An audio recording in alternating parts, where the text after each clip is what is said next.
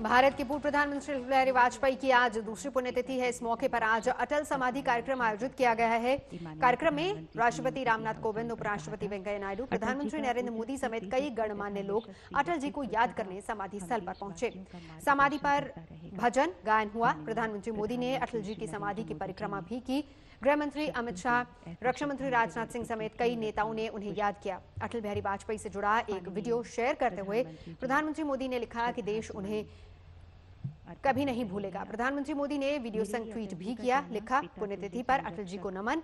भारत हमेशा देश के विकास में उनके योगदान को याद रखेगा। वहीं गृह मंत्री अमित शाह ने लिखा कि भारत रत्न अटल बिहारी वाजपेयी जी देशभक्ति व भारतीय संस्कृति की प्रखर आवाज थे।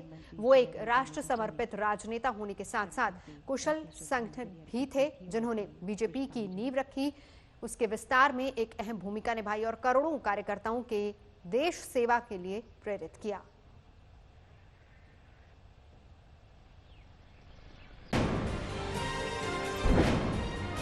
धोनी के संन्यास के ऐलान के बाद बीसीसीआई ने अपनी प्रतिक्रिया दी है। बीसीसीआई की ओर से सौरभ गांगुली ने कहा कि क्रिकेट में एक युग का अंत हो गया। माही जैसा कप्तान टीम इंडिया को कभी नहीं मिला।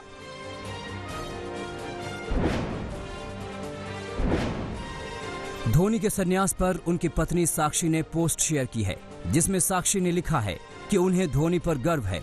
उन्होंने खेल के लिए जो किया, तुमने इंसान के तौर पर जो किया, वो भी गर्व का एहसास कराता है।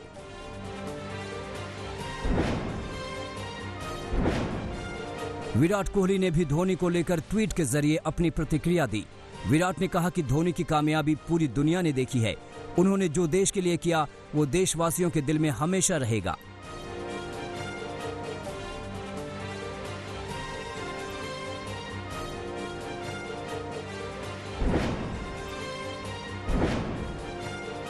मास्टर ब्लास्टर सचिन तेंदुलकर ने धोनी के साथ अपने वर्ल्ड कप की याद ताजा की। सचिन तेंदुलकर ने लिखा कि 2011 वर्ल्ड कप जीतना मेरी जिंदगी का सबसे यादगार पल था। वहीं वीरेंद्र सहवाग ने लिखा, धोनी जैसा न कोई आया है न कोई आएगा। झारखंड के सीएम हेमंत सोरेन ने बीसीसीआई से मांग की है कि धोनी के लिए एक चैरिटी मैच का आयोजन किया जाना चाहिए। इसके साथ ही सोरेन ने लिखा कि पूरे झारखंड को माही पर गर्व है। हम सबके चहेते झारखंड का लाल माही को नीली जर्सी पहने नहीं देख पाएंगे। धोनी के संन्यास पर राजनीति के गलियारों से भी प्रतिक्रिया आई है। गृह मंत्री अमित शाह ने कहा कि धोनी का योगदान अतुलनीय है।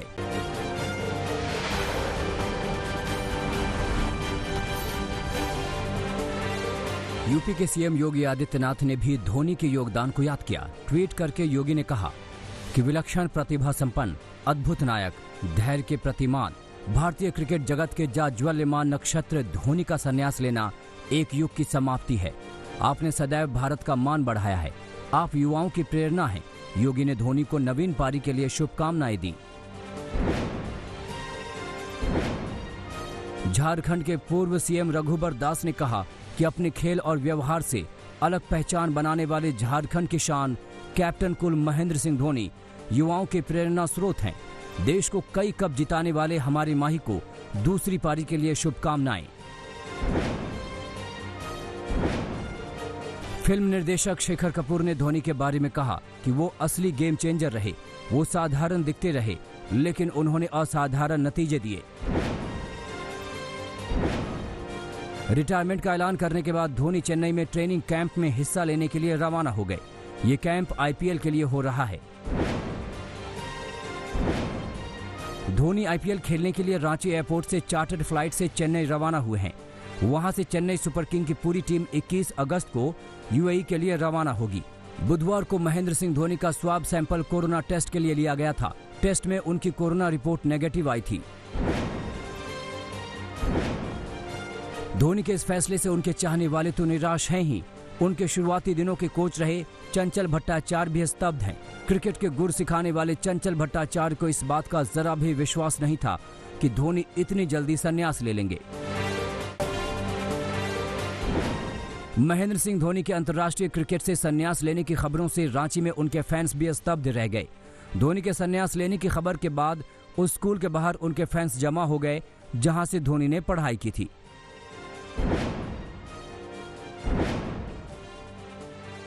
बीसीसीआई के पूर्व अध्यक्ष अनुराग ठाकुर ने भी इस मौके पर भारतीय क्रिकेट में धोनी के योगदान को याद किया।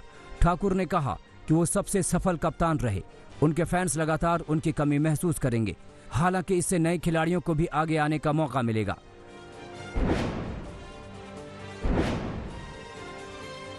पूर्व भारतीय कप्तान एमएस धोनी के रिटायरमेंट की घोषणा के ठीक बाद सुरेश रैना ने भी संन्यास लेने की घोषणा कर दी।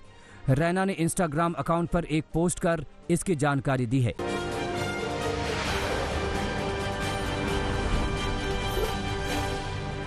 सीबीआई की एसआईटी ने सुशांत सिंह राजपूत के 4 बैंक खातों के स्टेटमेंट निकलवाकर जांच शुरू कर दी है। माना जा रहा है कि सीबीआई इस मामले में जल्द ही उनकी गर्लफ्रेंड रिया चक्रवर्ती, उनके भाई शोविक और पिता इंद्रजीत से भी पूछताछ कर सकती है।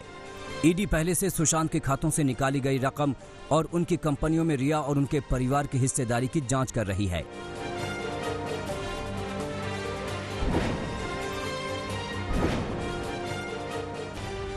सुशांत सिंह केस की सीबीआई जांच की मांग के लिए उनके परिवार ने सोशल मीडिया पर जस्टिस फॉर सुशांत के नाम से मुहिम चलाई है। सुशांत के अमेरिका में रहने वाली बहन श्वेता और उनके पति ने लोगों से अपील की है कि वो इस केस की सीबीआई जांच के लिए हाथ जोड़कर अपनी तस्वीर शेयर करें। सुशांत के बहनोई ने सवाल उठाया है कि इस मामले पर देश दुनिया की नजर है और ये भारत की साख का सवाल बन गया है कि केस की निष्पक्ष और ईमानदार जांच होती है या नहीं।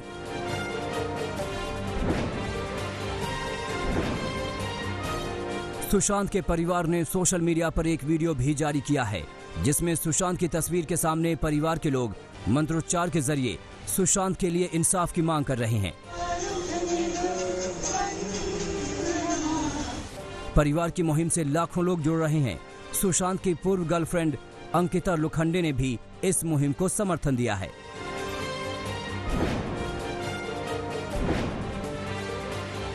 मौत के बाद भी सुशांत सिंह की अभिनय क्षमता को देश विदेश में सम्मान मिल रहा है। अमेरिका में कैलिफोर्निया के असेंबली ने सुशांत सिंह के सिनेमा में योगदान को सराहा है। कैलिफोर्निया के असेंबली का सर्टिफिकेट सुशांत की बहन श्वेता ने सोशल मीडिया पर साझा किया है।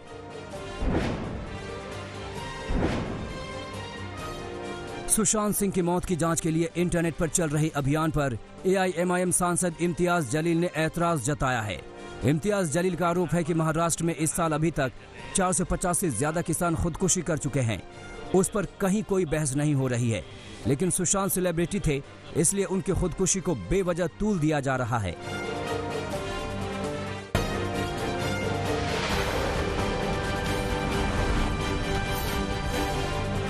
यूपी के बाहुबली विधायक विजय मिश्रा को मध्य प्रदेश के आगर मालवा से गिरफ्तार किया गया है। भदोही से विधायक विजय मिश्रा के खिलाफ कई मामले दर्ज थे और यूपी पुलिस के रिकॉर्ड में वो फरार थे। शनिवार को एमपी में आगर मालवा पुलिस ने उन्हें गिरफ्तार कर लिया। इसके बाद यूपी पुलिस की टीम भी पहुंच गई और उन्हें सड़क के रास्ते यूपी ले गई। विधायक ने डर जाहिर किया है कि गैंगस्टर विकास दुबे की तर्ज पर उनका भी रास्ते में एनकाउंटर किया जा सकता है। विधायक विजय मिश्रा के मुताबिक उन पर दर्ज सभी मामले जातीय और सियासी दुश्मनी से प्रेरित हैं।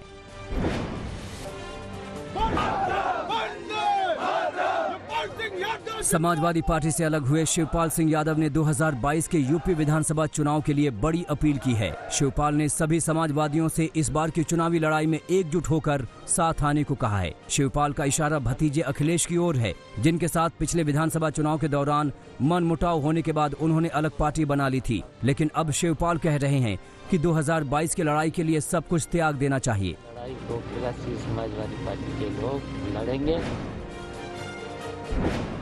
पटना में कांग्रेस मुख्यालय में 15 अगस्त के समारोह के दौरान अफरा तफरी मच गई। जयलक्ष्मी नाम की एक महिला कार्यकर्ता अचानक गाली गलौज करने लगी। महिला इतनी गुस्से में थी कि वो किसी कांग्रेस नेता की कोई बात सुनने को तैयार नहीं थी। काफी जद्दोजहद के बाद मामला शांत किया गया। महिला कार्यकर्ता का आरोप था कि उसे दफ्तर में जाने से रोका गया। महिला कार्यकर्ता ने कांग्रेस दफ्तर में करोड़ों के गबन का आरोप भी लगाया। हिसार में हजारों किसान खेती से जुड़े नए अध्यादेश के विरोध में सड़क पर उतर आए। किसानों ने अध्यादेश की प्रतियां जलाकर अपने गुस्से का इजहार किया और सरकार के खिलाफ जमकर नारेबाजी की। किसानों का आरोप है कि नया अध्यादेश किसान विरोधी है।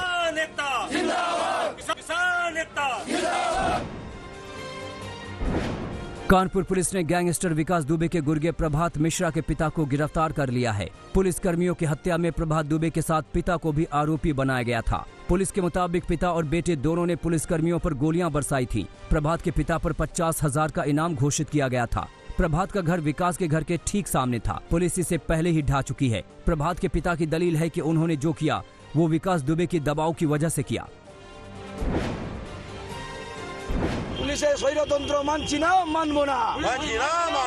पश्चिम बंगाल के हुगली में स्वाधीनता दिवस के मौके पर बिना अनुमति के रैली निकालने पर पुलिस ने कई बीजेपी कार्यकर्ताओं को हिरासत में ले लिया। पुलिस ने पहले बीजेपी कार्यकर्ताओं को रोकने की कोशिश की, लेकिन नहीं मानने पर पुलिस ने बल प्रयोग किया। इस दौरान बीजेपी कार्यकर्ताओं के साथ पुलिस की धक्का मुक्की भी हुई।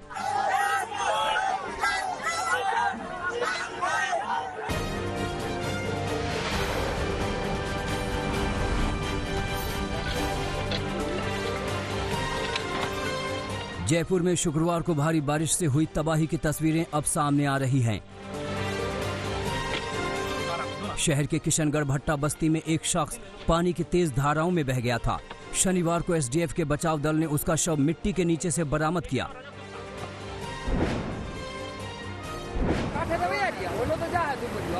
गुजरात के जामनगर में 3 सिक्योरिटी गार्ड उफनाती नदी की तेज धार में बह गए। तीनों सड़क के ऊपर से बह रही नदी को पार कर ड्यूटी पर जा रहे थे, लेकिन एक गार्ड पानी की धार में बहने लगा तो उसे बचाने के चक्कर में तीनों ही नदी में बह गए। लेकिन बचाव दल कड़ी मशक्कत के बाद केवल एक गार्ड को ही बचा पाया।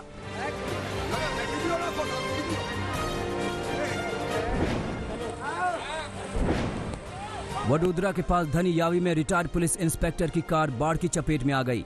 देखते ही देखते बाढ़ का पानी कार में भर गया। उन्होंने किसी तरह कार के बोनट पर चढ़कर जान बचाई। जब एनडीआरएफ की टीम नाव लेकर वहां पहुंची तो उन्हें निकाला गया।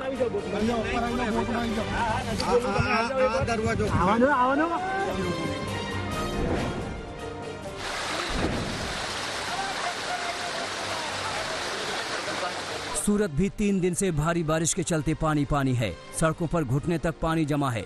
रिहायशी इलाकों में भी बाढ़ जैसे हालात हैं। शहर के कई इलाके जलमग्न होने से लोगों को रोजमर्रा के काम में परेशानी उठानी पड़ रही है।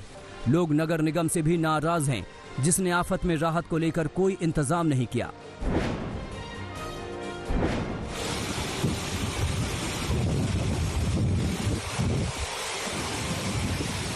हिमाचल प्रदेश के किन्नौर में भी भारी बारिश के बाद बरसाती नाला अचानक उफान पर आ गया। देखते ही देखते स्कीबा के पास नेशनल हाईवे पर बना अस्थायी पुल तेज धार में बह गया। इसकी वजह से यहां ट्रैफिक पर ब्रेक लग गया। तेलंगाना के सिद्दीपेट में मूसलाधार बारिश के बाद अचानक आई बाढ़ एक ट्रक को बहा ले गई, जिसकी तलाश के लिए प्रशासन को हेलीकॉप्टर लगाना पड़ा। बाढ़ में बह गए ट्रक को तो खोज लिया गया है, लेकिन ट्रक ड्राइवर का पता नहीं चल पाया है।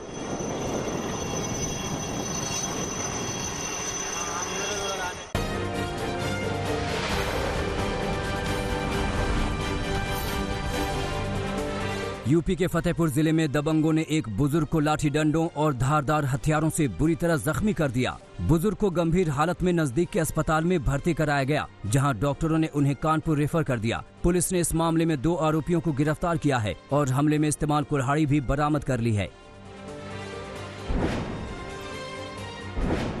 रोहतक में सीबीआई ने घूस लेने के आरोप में केंद्रीय जीएसटी अधीक्षक को गिरफ्तार किया है। उनके घर से सीबीआई ने 1 करोड़ की नकदी बरामद की है। जीएसटी अधीक्षक और उनके मातहत काम करने वाले 2 इंस्पेक्टर पर एक दवा फैक्ट्री से रिश्वत मांगने की शिकायत की गई थी। सीबीआई की team GST commissioner Kuldeep Hooda को गिरफ्तार कर चंडीगढ़ ले गई है। राजस्थान के बूंदी में एक शख्स ने लाठी डंडे से पीट कर अपनी पत्नी को मौत के घाट उतार दिया। दरअसल पत्नी मायके जाने की जिद कर रही थी। इसी बात पर पति नाराज हो गया और पत्नी की पिटाई शुरू कर दी। पुलिस ने आरोपी पति को गिरफ्तार कर लिया है। झांसी में जन्माष्टमी के त्योहार के दिन कुछ लोगों ने जमकर फायरिंग की थी। पुलिस के मुताबिक प्रधानी के चुनाव में उतरने की मंशा रखने वाले एक शख्स ने दबंगई कायम करने के लिए अपने साथियों के साथ कई राउंड फायर किए, जबकि सार्वजनिक कार्यक्रम में असलहों के प्रदर्शन पर रोक है। वैसे भी भीड़ और बच्चों के बीच इस तरह से फायरिंग करना घातक हो सकता है। उत्तर प्रदेश के हरदोई में होमगार्डों ने ब्लॉक प्रमुख के भाई पर जानलेवा हमला कर दिया। टोडरपुर के ब्लॉक प्रमुख राम बाबू त्रिवेदी के भाई श्याम बाबू अपनी कार से जा रहे थे। नाके पर तैनात होमगार्ड ट्रक वालों से पैसे लेकर उन्हें छोड़ रहा था। इस बात का जब उन्होंने विरोध किया तो गार्डों ने उनकी गाड़ी पर तोड़फोड़ शुरू कर दी और मारपीट करने लगे। पुलिस ने इस मामले में केस दर्ज कर जांच शुरू कर दी है।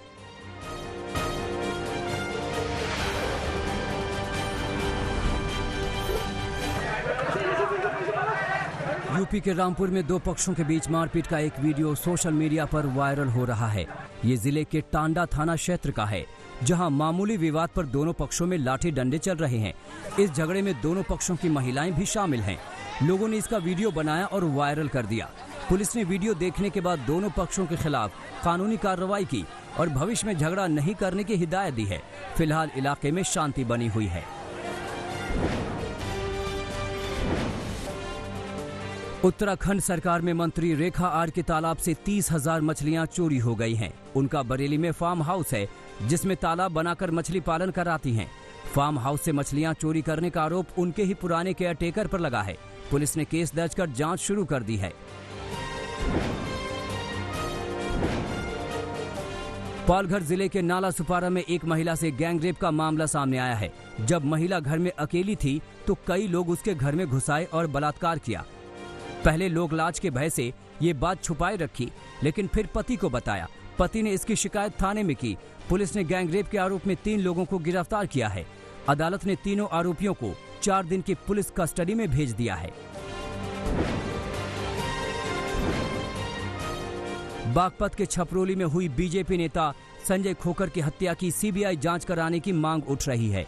संजय खोखर के बेटे मनीष ने मुख्यमंत्री से परिवार को पुलिस सुरक्षा दिलाए जाने और मामले की सीबीआई जांच कराने की मांग की है। पुलिस ने जिन 3 हत्यारों को जेल भेजकर मामले का खुलासा किया है, उस पर भी मृतक के बेटे ने सवाल खड़े किए हैं। उनका कहना है कि पुलिस ने उन्हें किस आधार पर और क्यों गिरफ्तार किया, इसकी पीड़ित परिजनों को जानकारी नहीं है।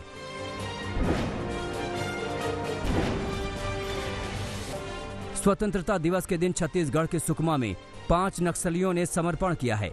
इनमें 3 इनामी नक्सली हैं। समर्पण करने वाले नक्सलियों में ताड़मेटला घटना का एक आरोपी नक्सली भी है। इसमें 76 जवान शहीद हुए थे। इसे पुलिस की बड़ी सफलता माना जा रहा है।